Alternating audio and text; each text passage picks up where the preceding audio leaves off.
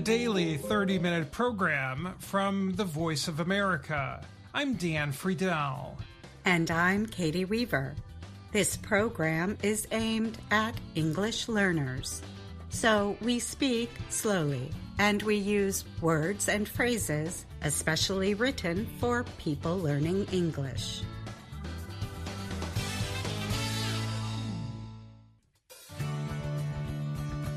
Today on the podcast, Gina Bennett and I look at some concerns employers have about Gen Z workers.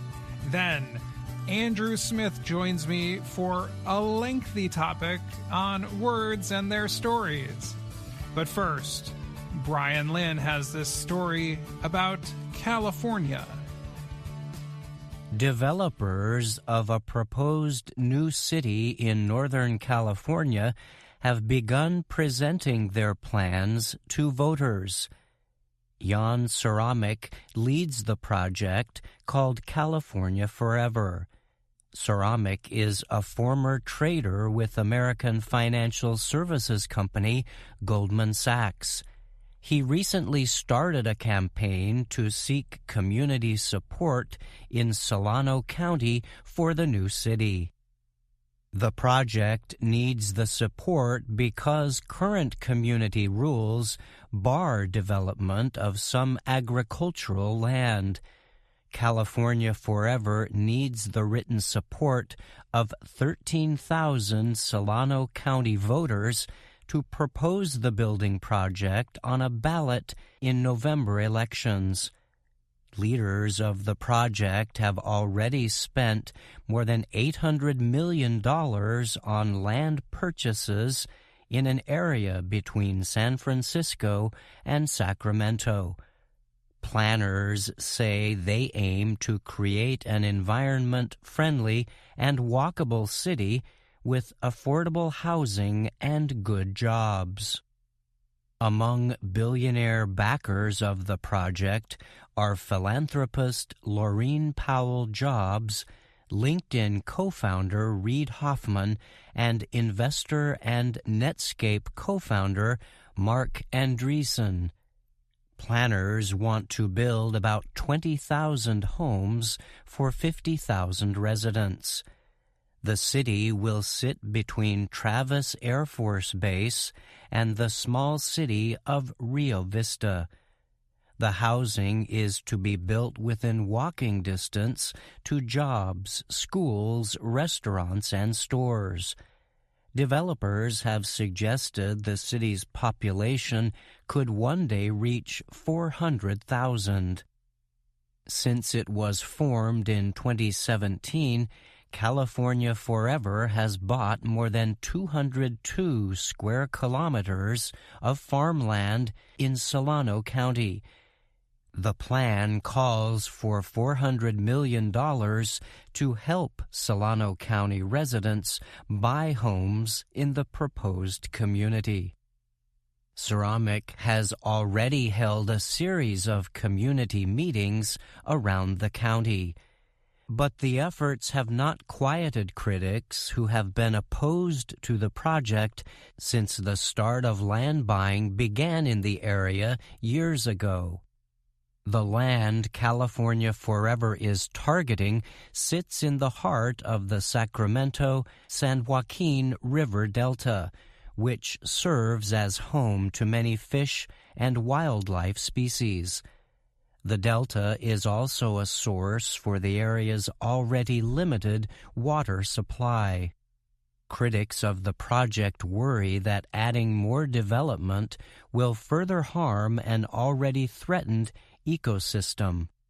But supporters say Solano County is a smart place to build because the area has a big need for additional housing. There is especially a great need for affordable homes for teachers, firefighters, police, and other public workers. Gabriel Metcalf is head of planning for California Forever.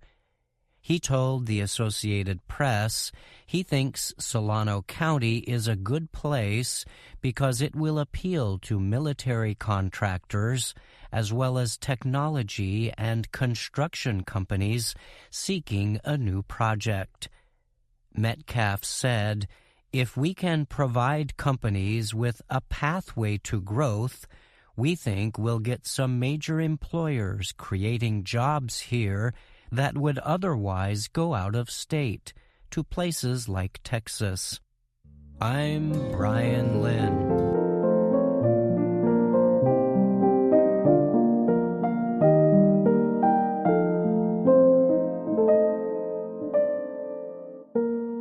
A recent report from a higher education advising organization says nearly 40% of American employers avoid offering jobs to recent college graduates. They said members of Generation Z, or Gen Z, the group of Americans born between 1997 and 2012, make a lot of mistakes in job interviews. They say they would rather employ older workers who work harder and are dependable. The research comes from Intelligent, an organization that does research about higher education, the job market, and helps young people prepare for college and work. The report came out in December and notes that of 800 directors, managers, and executives asked questions, 38% said they favor older workers. About 20% of employers said young people brought a parent with them to a job interview. Almost 60% of those surveyed said recent college graduates are unprepared for work, and about half said they had to dismiss or fire a recent college graduate. Others said the young workers do not take criticism well. Because of bad experiences with younger workers, more than half of the business leaders said they are putting policies in place that older workers want. For example, they are offering benefits that are important to older workers, paying higher salaries, and permitting older workers to work from home. They also say they are willing to employ an older employee who is overqualified if it means they do not have to employ a younger worker. One respondent gave an example of a Gen Z job seeker who refused to turn on their camera during a video interview.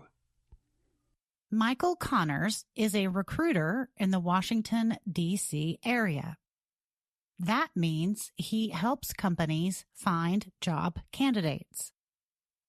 He said he is not surprised by the survey results. He said employers have real questions about the young job seekers.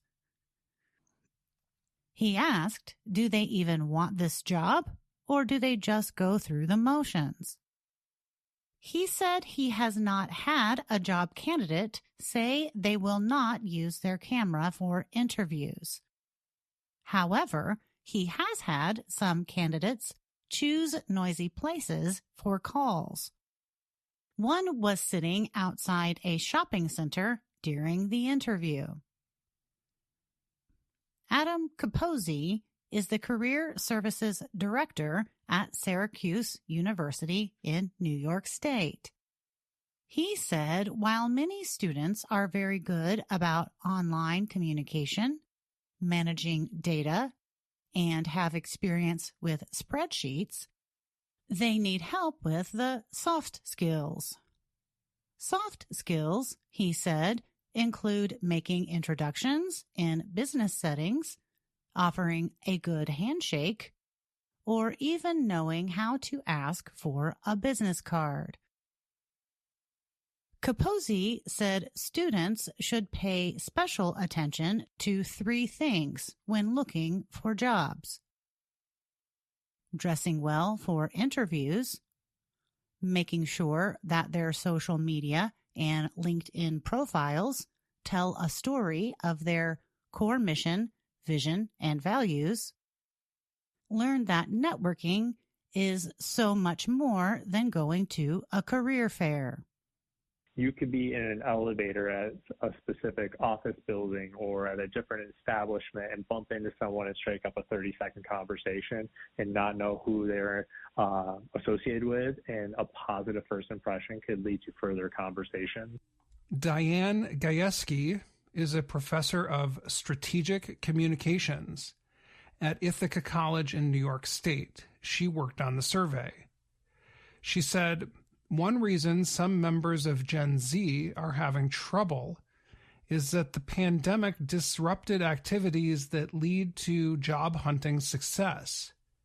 She noted that some students missed out on internships and the chance to meet professionals who visited college campuses as guest speakers. Part of college readiness, for college's ability to make students ready for their careers, are the things that they experience outside the classroom, such as engaging with people who are different than they are, and being able to work on projects that are in the community and engaging in internships, and all of that just didn't exist. Managers noted that many students became used to missing project time limit dates or deadlines and class time. During the pandemic, some teachers eased a lot of rules. But in the workplace, employers are not as permissive. Kristen Williams is the director of career services at Kent State University's Business School in Ohio. She said she sees strong and promising students all the time. However, some of them do miss deadlines. She notes part of that might be left over from the pandemic when we didn't know what was going to happen tomorrow. However, she said employers should be willing to train new employees who are having problems.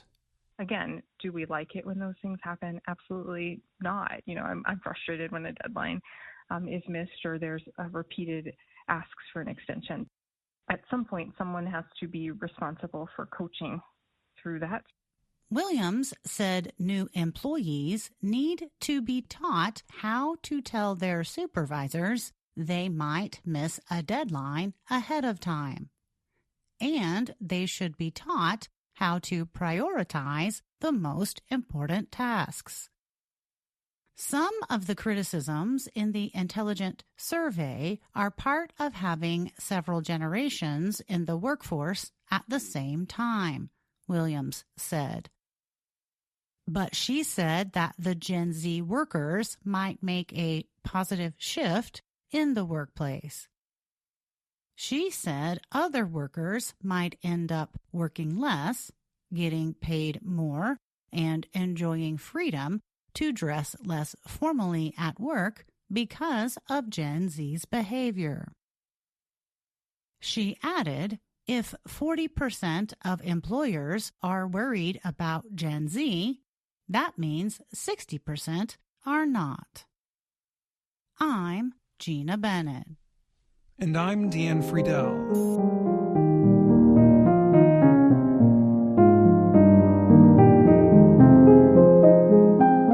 And now, words and their stories from VOA Learning English.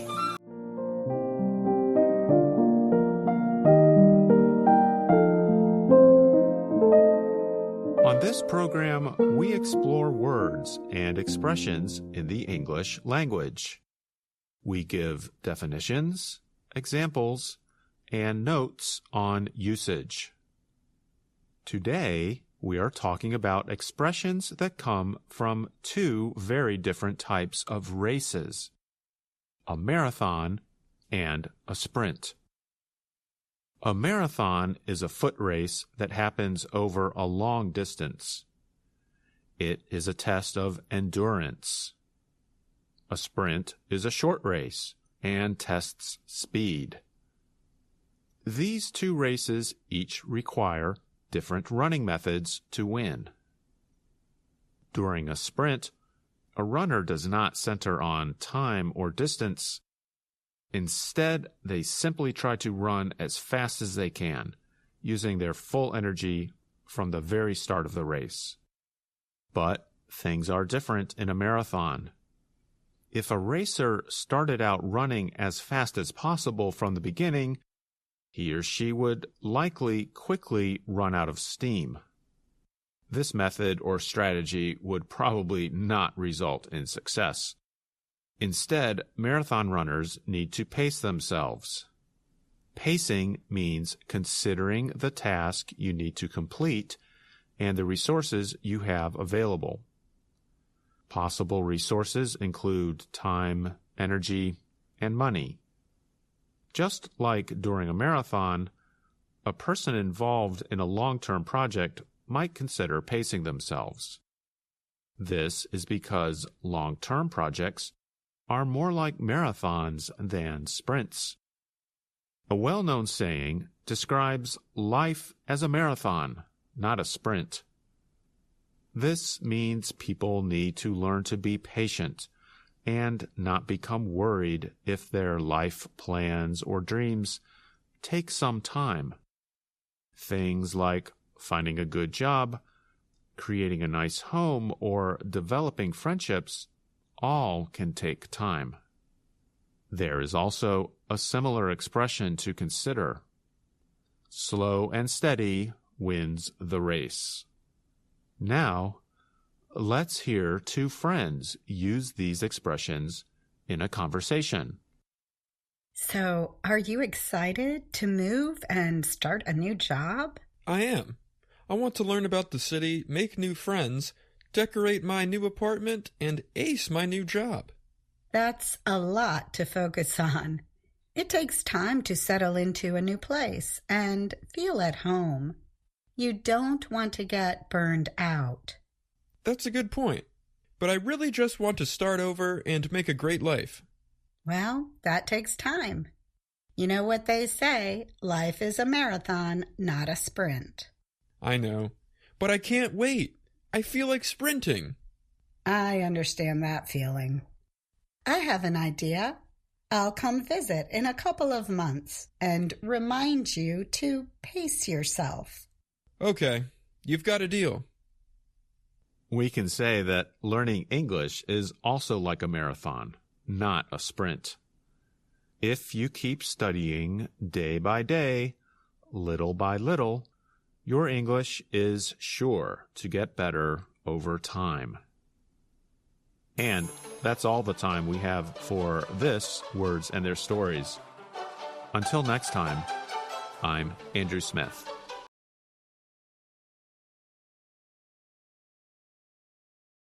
I'm Dan Friedel, and you're listening to the Learning English podcast. We just heard Andrew Smith talk about running fast and running slow.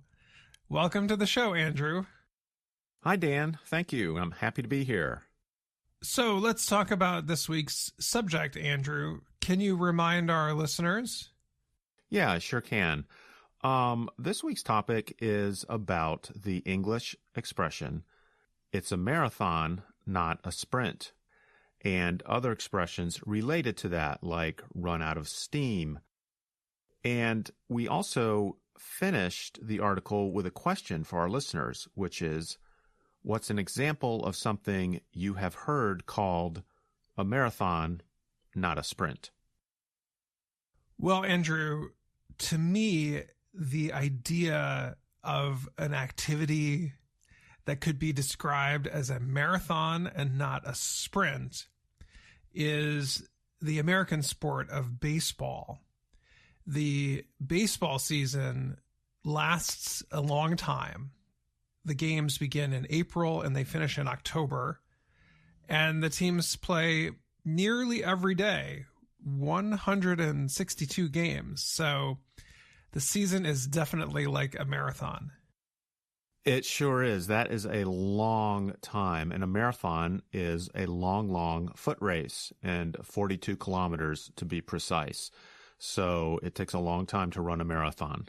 In baseball, some teams can start off playing really well in April.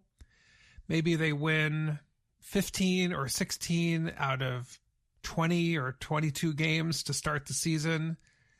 But then things change. Players who are doing really well might suffer an injury. Others who are making great plays in the games, like they catch every ball that gets hit to them, suddenly they have trouble getting the ball. And then by the time May or June or July comes around, that team isn't doing as well anymore. There's a saying that we use in the sport that actually comes from horse racing. Sometimes these teams that start off really well come back to the pack, just like a horse that comes out of the gates really fast and gets way ahead of the other horses. That horse comes back to the pack. Now, on the other hand, because the season is so long, a team that has trouble in the first month, they start saying things like, remember, the baseball season is a marathon, not a sprint. And next thing you know, the team starts winning games, the players gain confidence, and they move up in the rankings, slowly but surely. Well, that's right. And you can change position in the race you're doing or in the season you're doing if it's a long race or a long season, if it's a marathon. If it's a sprint, a very, very short, fast race, if you get behind, it's too late. You cannot catch up. Andrew, that's a good example. I think if you're thinking about something like the 100-meter race in the Olympics, we don't often see somebody get off to a bad start and then come back and win the race because it lasts less than 10 seconds long. That's right. Andrew, do you have a description? Do you have a memory of a situation where you've had to remind yourself that a project is more like a marathon compared to a sprint? Yes. I think the example for me that comes to mind is when I was in graduate school. I had to write what we call a thesis, which is a long paper, a research paper about a topic. And I think mine was about 80 pages or something like that. And if I thought about it as one big thing, one big marathon, it could be a little bit intimidating, but I just remembered to pace myself and take one step at a time. But that was a bit of a marathon, but I did cross the finish line. Andrew, Anna and I were having a conversation sometime last year about one of the Words and Their Stories episodes. And we were talking about how I was running in a short race, a race that's only 5 kilometers. And I passed somebody at the very end. And I was feeling really confident that I was going to finish ahead of that person. And then just before we got to the line, that person sprinted and finished just ahead of me by 1 or 2 steps. I wondered if you ever think that there is an opportunity in something that's a marathon for there to be also a sprint within the marathon. Yes, I think there are times within a long project or within a long race where you have to speed up and you can change your pacing. But I also know that people have to be careful about burnout. Burnout is like if you use all your fuel up too soon, you're going to run out quickly. And in fact, people who run marathons who are not very experienced runners, one of the main mistakes they make is they're excited on the day of the race and they start out too quickly and then they run out of steam. So it's very important to pace yourself in a marathon or any long project. Andrew, I think we should remind our listeners about some of these phrases that go along with this conversation. The idea of something being a marathon, not a sprint. We talk about pacing. We talk about the idea of running out of steam and the idea of burnout. So Let's talk about the idea of running out of steam. I think that saying comes from the time of steam engines. A long time ago, trains and other heavy machinery was powered by steam, and a person would work in the engine room and shovel coal into a boiler, and the boiler would heat up and turn water to steam. The pressure from the steam would make gears in the machine start turning, and next thing you know, the engine, the train would start moving.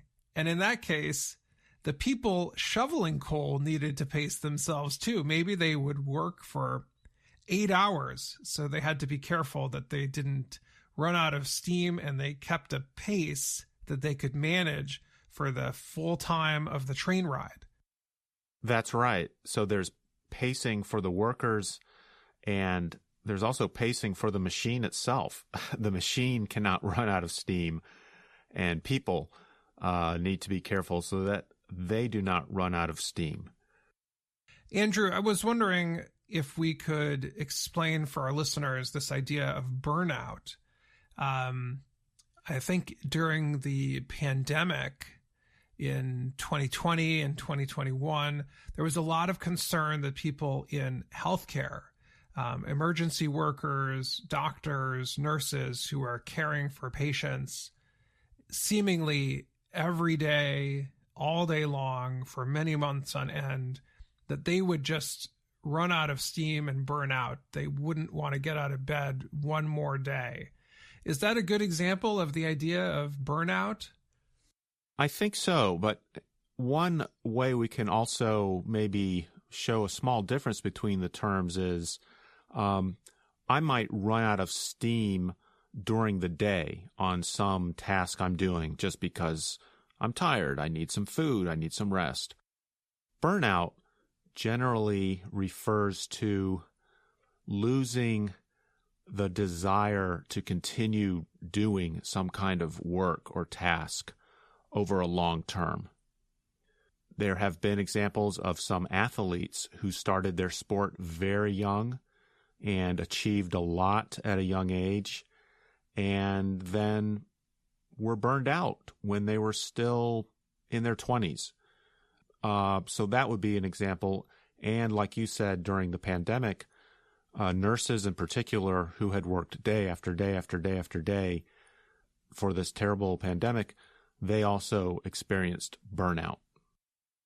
Andrew, those are some good examples. I think the advice that I would offer is for people to make sure that they have activities in their life that allow them to get away from the main activity that they do, so that they're not always working, that maybe they have a fun hobby where they can relax their mind a little bit. Maybe it's gardening, maybe it's playing a sport, maybe it's even doing something like cooking new foods or trying new restaurants.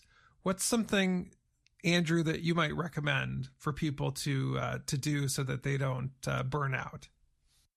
I think what you mentioned is a great suggestion. Having some variety.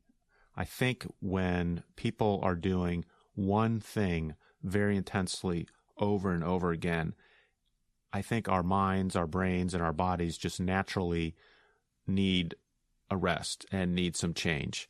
So build in those changes if you can, and then you'll find yourself being able to finish the marathons, the marathon projects you're working on, and you'll be less likely to burn out, I think.